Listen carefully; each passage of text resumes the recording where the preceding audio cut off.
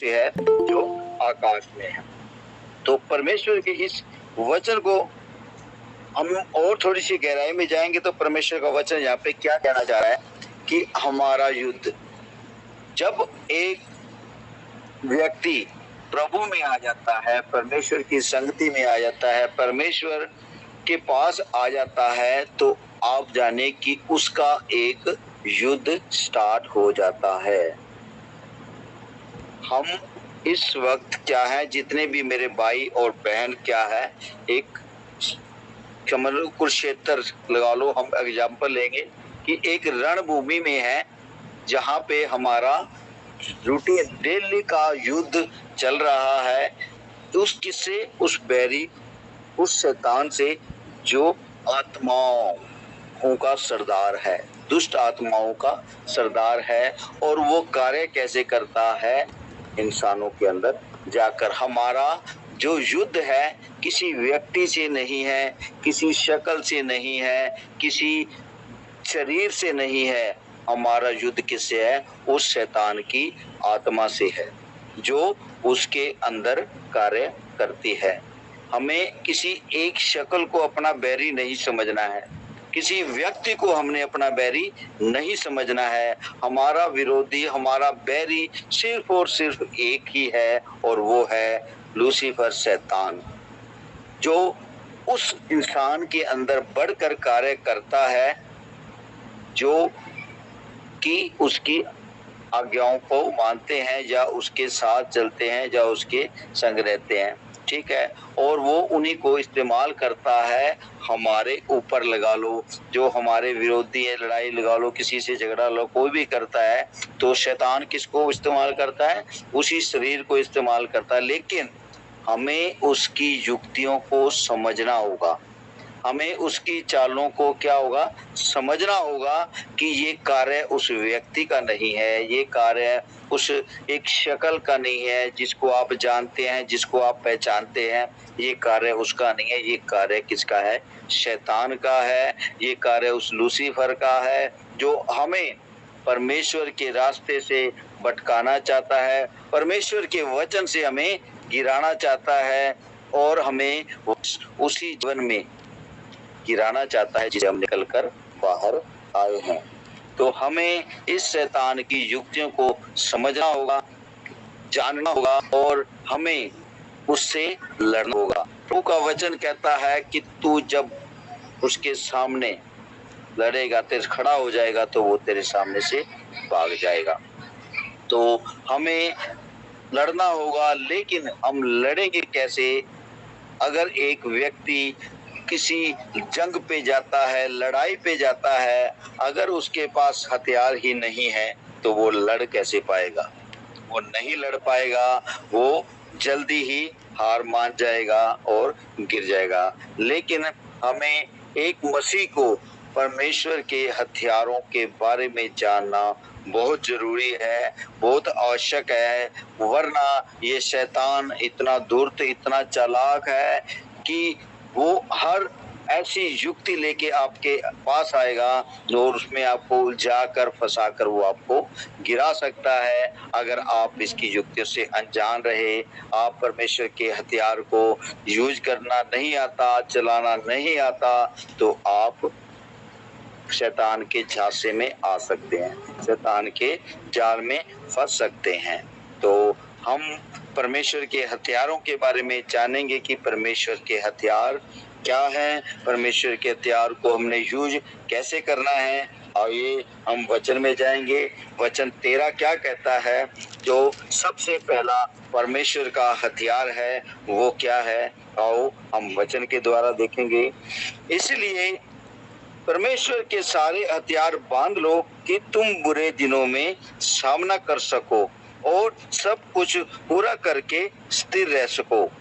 क्या कहता है? बुरे दिनों में तो उसका सामना कर सको। परमेश्वर के सारे हथियार अपने पास रखो, अपने साथ रखो, कि जिस हथियार का यूज जब आपको इस्तेमाल करना है, उस हथियार का आप यूज कर सको, इस्तेमाल कर सको। अगर आपके पास हथियार नहीं होगा तो आप शैतान से जीत नहीं पाओगे। तो हम जानेंगे प्रभु का पहला हथियार क्या है। इसलिए सत्य से अपनी कमर कसकर, सत्य से अपनी कमर कसकर, सबसे पहला हथियार जो परमेश्वर ने बताया क्या है? सत्य। अगर आपके जीवन में सत्य है, अगर आप सच्चाई पे चलते हो, अगर आप परमेश्वर के वचन पर सच्चाई से चल रहे हो, तो आप उस शैतान पर विजय पा सकते हो। चाहे वो शैतान आपके सामने हजारों झूठ लेके आएगा, लेकिन अगर आपके पास सच्चाई है, अगर आप सत्य को जानते हो, अगर आप सच्चे से वाकिफ हो, तो आप उस शैतान की युक्ति को समझ सकोगे कि ये कार्य किसका है? शैतान का है। ये कार्य जो है हमें गिराने के लिए शैतान की ओर से हो रहा है हमारे साथ, तो आप उस हथियार को चला सकोगे, उसे शैतान के ऊपर चला पाओगे और बच पाओगे। लेकिन हमारे जीवन में क्या होना चाहिए? उस परमेश्वर की सच्चाई। हमारे जीवन में क्या होना चाहिए? सच। क्योंकि परमेश्वर का वचन कहता है कि तुम्हारी बात हाँ की हाँ और ना की ना होनी चाहिए। किसी भी गलत बात पर आप ये नहीं कह सकते कि ये ठीक है। जो गलत है उसको हमें गलत कहना पड़ेगा, और जो सही है उसे हमें सही कहना पड़ेगा। तो हम उस परमेश्वर के हथियार को यूज कर पाएंगे। जो सत्य है का हथियार है वो यही है कि हमारे जीवन में सच्चाई होनी चाहिए। किसी प्रकार का भी कोई भी झूठ हमारे अंदर नहीं होना चाहिए। सबसे पहला हथियार परमेश्वर का यही है। हमारे जीवन में क्या होनी चाहिए? सच्चाई। और इसके बाद प्रभु दूसरे हथियार के बारे में बात करता है और कहता है धार्मिकता की झिलम पहनकर। अब हम इसके बारे में सीखेंगे कि धार्मिकता की झिलम, ये धार्मिकता की झिलम क्या है। अगर आप, मैं कहता हूं, परमेश्वर के क्या कहते हैं, धार्मिकता पर चलते हो, अपने जीवन में अच्छे काम करते हो, अपने जीवन से लोगों को क्या करते हो? भलाई करते हो। जैसा कि प्रभु का वचन कहता है कि तुम्हें बुराई के बदले बुराई नहीं, तुम्हें भलाई ही करनी है। हमें अपने जीवन से, धार्मिकता का मतलब क्या है? कि अच्छे काम करने हैं। हमें उस परमेश्वर के वचन जो कहता है उस पर चलकर क्या करना है? अच्छे कामों में लगे रहना है। हमारा पड़ोसी अगर हमारा दुखी है, तकलीफ में है, हमें उसकी सहायता करनी है। हमारा कोई रिश्तेदार या किसी को भी लगा लो, आप किसी व्यक्ति को देखते हो, उसको किसी चीज की आवश्यकता है, अगर वो किसी प्रकार से दुखी है, तंग है, अगर आप उसका दुख बटाते हो, अगर आप उसकी सहायता करते हो, अगर आप उसकी मदद करते हो, तो आप धार्मिकता का हथियार चलाना जानते हो। आपके ऊपर वो धार्मिकता की झिलम, वो धार्मिकता का कवच है। जिस प्रकार एक व्यक्ति युद्ध पे लड़ने से जाने से पहले पुराने समय में हुआ करता था कि क्या पहन के जाता था? एक कवच पहन के जाता था, जिससे कि जो सामने वाला अगर हथियार चलाता है तो वो उसके अंदर ना जा सके, कांपे रह जाए, उस कवच से टकराकर वहीं गिर जाए, ताकि वो अंदर शरीर को नुकसान ना पहुंचा पाए। अगर आपके जीवन में धार्मिकता है, अगर आप धार्मिकता पर चलते हो, अगर आप परमेश्वर के वचन के अनुसार चलते हो, अपने जीवन से सिर्फ और सिर्फ क्या करते हो? भलाई ही करते हो। लोगों के साथ आप लोगों की तरह नहीं हो, गाली के बदले गाली नहीं देते हो, किसी के गुस्से के बदले में किसी से गुस्सा नहीं करते हो, किसी के प्रति मन में जलन, किसी के प्रति मन में ईर्ष्या नहीं रखते हो, तो आपके पास धार्मिकता की झिलम, धार्मिकता का वो कवच है। जो जब शैतान लोगों को आपके खिलाफ लेके आएगा, आपके खिलाफ भड़का कर लेके आएगा, तो कुछ लोग परमेश्वर ये भी तैयार करेगा जिसके साथ आपने अच्छे काम किए होंगे, जिसके साथ आपने धार्मिकता के काम किए होंगे, किसी के साथ अपना दुख बटाया होगा, किसी का उसका मदद किया होगा, तो वो इंसान आपके साथ खड़े होंगे, आपके संग खड़े होंगे और उसको रोकेंगे कि ये इंसान जो है गलत नहीं है। चाहे आप पर शैतान कितने भी तीर चलाए, कितने भी बातें, कितने भी दुख लेके आए, लोग आपकी गवाही देंगे कि ये इंसान जो है गलत नहीं है, ये सच्चा है, ये धार्मिकता के काम करने वाला धर्मी व्यक्ति है, इसमें ऐसी कोई बात गलत नहीं है। तो आप धार्मिकता के हथियार को यूज करना चाहते हो, आगे जाएंगे। और प्रभु का वचन कहता है कि पाँव में मेल के सुसमाचार की तैयारी के जूते पहनकर। अब हम इसके बारे में जाने कि मेल के सुसमाचार के जूते का अर्थ क्या है। हमारा स्वभाव, हमारा जीवन कैसा होना चाहिए? हमारा जीवन सबके साथ मेल मिलाप का होना चाहिए। किसी के साथ हमारे मन में कड़वाहट नहीं होनी चाहिए, किसी के साथ हमारे दिल में, हमारे मन में ऐसी ईर्ष्या वाली बातें नहीं होनी चाहिए। हमारा स्वभाव, हमारा व्यक्तित्व क्या होना चाहिए? मेल मिलाप का। और परमेश्वर का वचन 5 अध्याय में कहता है, धन्य हैं वे जो मेल कराने वाले हैं, क्योंकि वे परमेश्वर के पुत्र कहलाएंगे। अगर हम किसी एक व्यक्ति को भी प्रभु का वचन सुनाकर अगर प्रभु में ले आते हैं, तो परमेश्वर का वचन कहता है कि धन्य है वे जो मेल कराने वाले हैं, वो परमेश्वर के पुत्र कहलाएंगे। हमें प्रभु का प्रचार इन दोनों हथियारों को साथ लेकर करना होगा। सत्य को और धार्मिकता की झिलम को लेकर हमें मेल के सुसमाचार के जूते पहनकर परमेश्वर का कार्य करना होगा। परमेश्वर का मेल, लोगों का मेल परमेश्वर से कराना होगा। हम जिसके लिए परमेश्वर ने हमें चुना है और खड़ा किया है कि हम उसका कार्य कर सकें।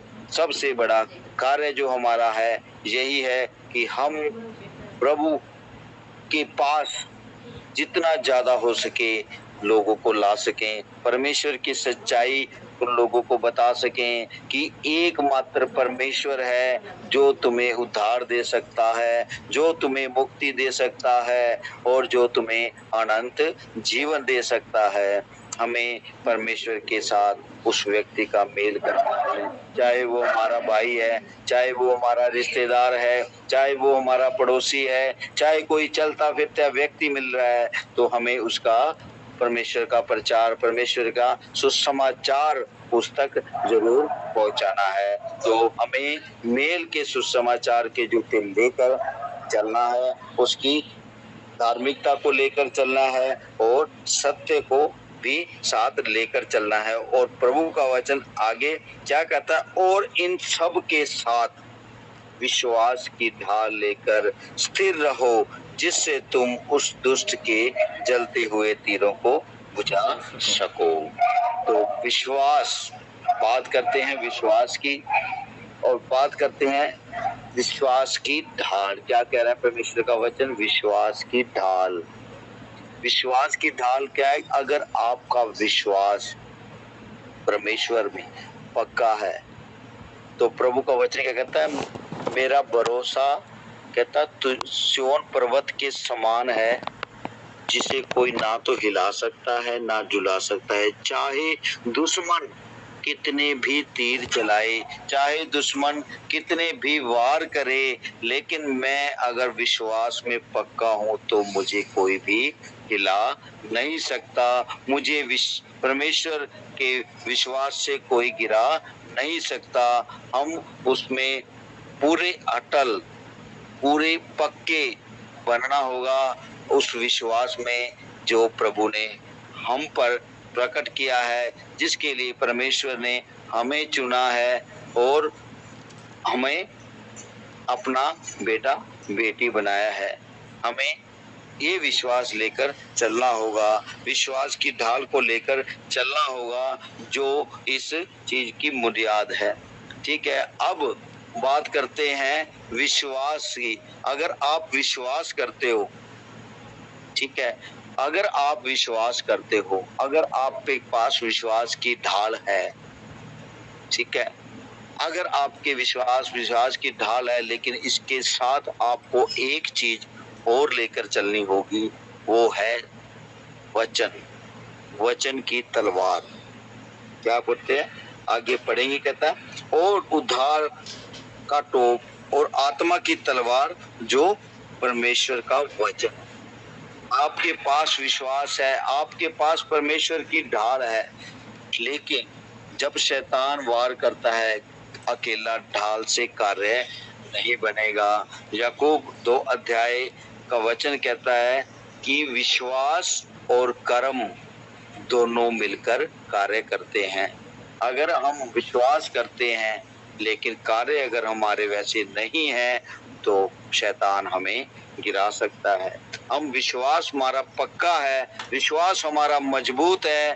तो आप सोचो, एक व्यक्ति अगर जंग में लड़ने गया हुआ है, सिर्फ वो ढाल ही लेके खड़ा है, लेकिन उसके पास हथियार नहीं है उसको जवाब देने के लिए, तो आप कितना कवार उसका सहन कर पाओगे। एक बार ढाल को वो काट कर आपको भेज सकता है, आपको नुकसान पहुंचा सकता है। लेकिन जब आपके पास परमेश्वर का वचन होगा, उसकी तलवार होगी, तो आप जब उस शैतान का सामना करोगे तो वो आपसे डरेगा, आपको से सामने से भागेगा। जैसा कि प्रभु का वचन कहता है कि जब तू उसका सामना करेगा तो वो तेरे सामने से भाग जाएगा। और इसका एक उदाहरण मैं और देना चाहूंगा दाऊद से।